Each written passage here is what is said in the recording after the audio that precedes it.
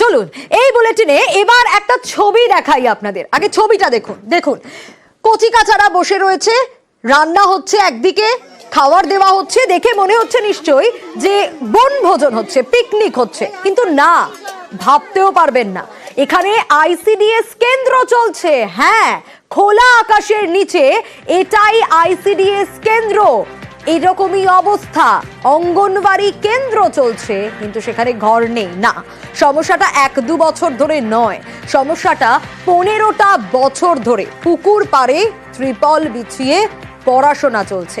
কিন্তু কেন এরকম অবস্থা, 15 বছরেও কেন সুরাহা হলো না সেগুলো তো জানবো, কিন্তু অভিভাবকরা তারা তো রীতিমতো চিন্তায় থাকেন বই কি। বাসবনের পাশে সেখানে শিশুদের জন্য রান্না বান্না চলছে, অস্বাস্থ্যকর পরিবেশ। অভিভাবকরা কি বলছেন আগে সেটা শোনাই।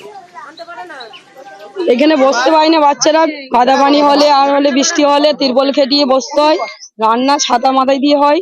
তো এখানে সেন্টারের প্রয়োজন প্রচুর, তো সেন্টার হচ্ছে না, খোলা আকাশের নিচে এর মধ্যেই চলছে এইভাবে। একজন এখানে একটু জায়গা দিয়েছে, উনান করেছি, বর্ষাকালে ভিজে ভিজে ছাতা মাথায় দিয়েও খাবার করতে হয়। পঞ্চায়েত থেকে তিরপল 4 পর একটা দিয়েছে, ওই উনুনে চাপা দিয়ে যাই, আবার এসে ছেয়ে রান্না করি। এরকম বেহাল অবস্থা কেন, আমাদের ক্যামেরায় ধরা পড়েছে সেই ছবি। শুভদীপ রয়েছে আমার সঙ্গে, আরো বিস্তারিত আমি শুভদীপের কাছ থেকে জানবো। শুভদীপ, এই ছবি তো সত্যি চোখে জল আনার মতোই। এই ছোট ছোট শিশুরা তারা ঠান্ডার মধ্যে বা রোদ ঝড় জল মাথায় করে এরকম বাইরে পড়াশোনা করে, 15টা বছর ধরেও সুরাহা হলো না, কেউ জানে না এমনটা তো নয়। হ্যাঁ, একেবারেই। দেখো সোনিয়া, যে 15 বছর ধরে এই দুর্বিষহ অবস্থার কিন্তু পরিবর্তন হয়নি আরান্ডির মীর মহল্লা 510 নম্বর অঙ্গনওয়াড়ি কেন্দ্রের। যে অভিভাবকদের যেটা অভিযোগ, সারা বছর শীতকাল বা গ্রীষ্মকালে কোন রকমে বাসবনে ত্রিপলে বসে কোন রকমে পড়াশোনা খাওয়া দাওয়া সেটা চলছে, কিন্তু বর্ষাকালে আরো দুর্বিষহ অবস্থা হয়, কারণ ছাতা নিয়েই কিন্তু আইসিডিএস কর্মী থেকে সহায়িকাদের রান্না করতে হয় এবং ওই বাসবনের পাশে দাঁড়িয়েই কিন্তু বাচ্চাদের পড়াশোনা করাতে হয়। এবং এই অঙ্গনওয়াড়ি কেন্দ্রে 120 জন বাচ্চা এই মুহূর্তে আসে এবং 28 জন গর্ভবতী মহিলাও কিন্তু এখান থেকে পুষ্টিকর খাবার নিয়ে আসে। যদিও পুষ্টিকর খাবার বিতরণের এই সেন্টারেই অস্বাস্থ্যকর পরিবেশে চলছে রান্না। বারবার তারা প্রশাসনকে জানিয়েছেন এবং অভিভাবকদের যেটা দাবি, গ্রামের মানুষ স্বেচ্ছায় জমি দিতে চেয়ে, ঘর তৈরির জন্য জমি দিতে চেয়ে প্রস্তাবও দিয়েছিল, কিন্তু বারবার সেটা প্রশাসনের স্তরে জানিয়েও কিন্তু তার কোনো সুরাহা এখনো পর্যন্ত মেলেনি। এই বিষয়ে একেবারে শুভদীপ, তুমি ঠিক যে কথা বলছিলে সেই বক্তব্যটা একটু দর্শকদের শোনাবো। আইসিডিএস কর্মীরা যারা রয়েছেন তারাও একই দাবি করছেন, প্রশাসনকে জানিয়েছেন কিন্তু সমস্যার সমাধান হয়নি।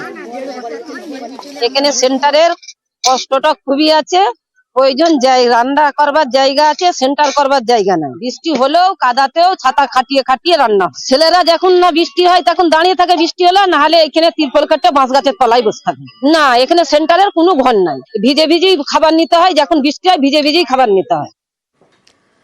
দ্রুত সমস্যা সুরাহার আশ্বাস পঞ্চায়েত সমিতির, কেন্দ্রীয় বরাদ্দ না মেলায় সমস্যা বলে দাবি পঞ্চায়েত কর্মাধ্যক্ষের। অলরেডি সব প্রায় প্রত্যেকটা জিপিতে আইসিডিএস কেন্দ্র ভিজিটে গেছি, আমি দেখেছি। আর বিশেষ করে যে শীতলপুরের যে সেন্টারটি আছে, ওই সেন্টারের কোনো রুম নাই, সেটা আমি কর্মাধ্যক্ষ হওয়ার পর দেখেছি। এবং আমি অলরেডি এই আইএমডিপি ফান্ডের, ওটা যেহেতু মাইনরিটি এলাকা, আমি আইএমডিপি ফান্ডে ওটা মানে স্কিম করে আমি পাঠিয়েছি, কিন্তু অ্যাপ্রুভ আসেনি। আশা করছি খুব দ্রুততার সঙ্গে ওই আইসিডিএস সেন্টারটি নির্মাণ হয়ে যাবে।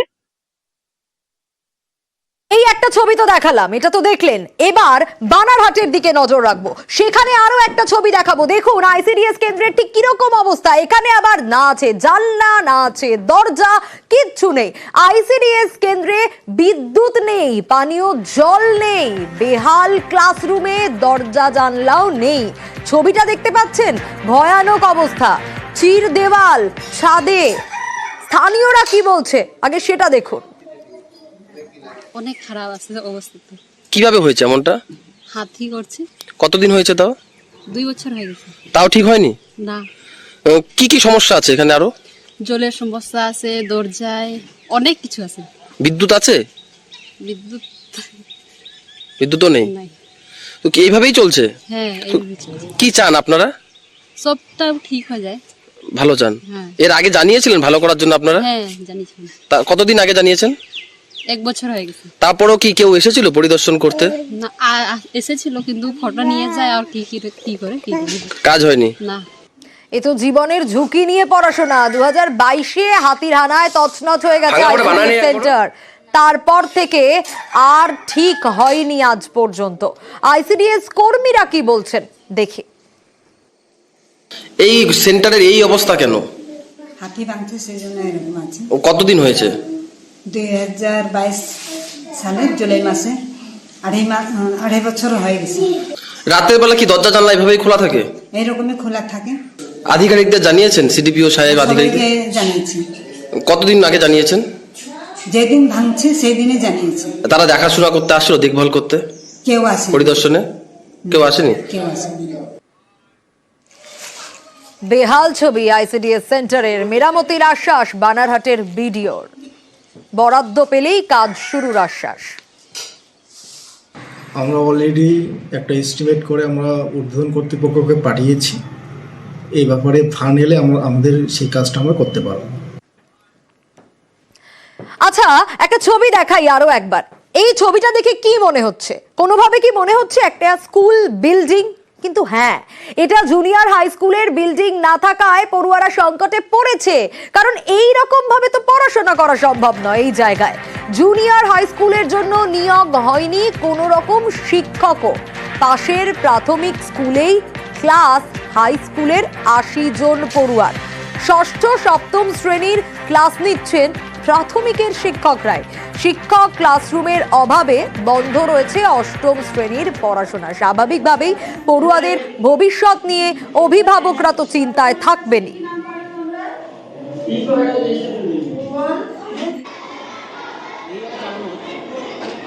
এখন গোয়ালবাড়ি স্কুলে পড়ি। এই স্কুলে 8 অবধি নেই। ওখানে যেতে অনেকক্ষণ সময় লাগে। যদি এখানে স্কুলটা হতো খুব ভালো হতো। আমাদের মানে যাতায়াতে খুব প্রবলেম হয়। আমরা চাই যে আমাদের এই স্কুলে মাস্টার দেওয়া হোক। কারণ আমার বাচ্চা যখন এইভাবে পড়াশুনো করেছিল 7 পর্যন্ত পড়িয়ে মাস্টাররা বলেছিল যে এখানে মাস্টার দেয় না, সেইভাবে গাইড আমরা দিতে পারবো না, আমরা 8 পর্যন্ত পড়াতে পারবো না, কত আমরা সামাল দেবো। সেই জন্য তোমাদের বাচ্চাকে তোমরা নিয়ে চলে যাও। আমরা নিয়ে চলে যেতে বাধ্য হয়েছি 7 থেকে। 2018 সাল থেকে হয়তো স্কুলটা স্যাংশন হয়ে রয়েছে। এখানে উপরে যত কর্তৃপক্ষ তারা এখানে এসে ভেরিফিকেশন করে গেছে। আমাদের বক্তব্য, এখানে যে স্কুলটা চালু করার জন্য ছেলেরা আজকের বাইরে চলে যেতে বাধ্য হচ্ছে। মাস্টারমশাইরা বলছেন, যারা চালাচ্ছেন তারা বলছে যে আমরা টিসি দিয়ে ছেড়ে দেবো। 2019 সাল থেকে আমরা সাফল্যের সঙ্গে আমরা জুনিয়র হাই স্কুলটা এবং প্রাইমারি একসঙ্গে একই বিল্ডিং এ একই ছাদের তলায় আমরা পঠন পাঠন করাচ্ছি। কিন্তু দুঃখের বিষয় 2019 সাল থেকে এই এখন 2024 শেষ হতে চললো, গাববেড়িয়া জুনিয়র হাই স্কুলের বিল্ডিংটি এখনো সমাপ্ত হয়নি। এছাড়া কোনো শিক্ষক নিয়োগ হয়নি।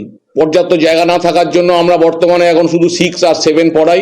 এবার আমাদের এসআই স্যার ঊর্ধ্বতন করে সবই ব্যাপারটা জানেন। সেই ব্যাপারে যদি আপনারা সহযোগিতা করেন।